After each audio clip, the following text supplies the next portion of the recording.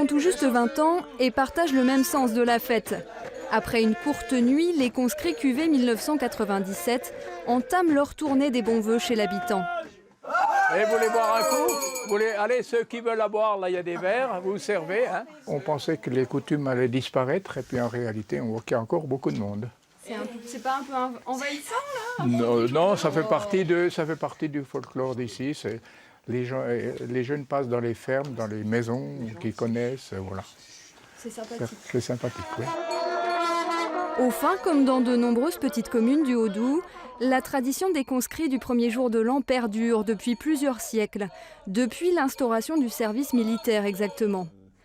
À l'origine, les jeunes gens nés la même année et désignés pour accomplir leur classe passaient de maison en maison pour dire au revoir.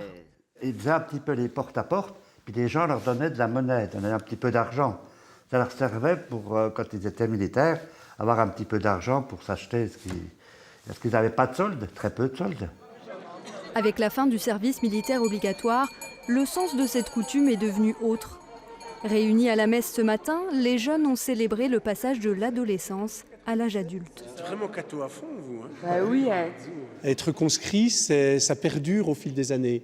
Et lorsqu'un conscrit est dans une douleur, une souffrance ou une épreuve quelle qu'elle soit, on voit souvent les conscrits, qu'ils aient 40, 50 ans, 60 ans, être unis ensemble et venir soutenir les familles. Ils sont contents de nous voir avec eux à la messe, même si tout le monde n'est pas catholique, c'est une tradition.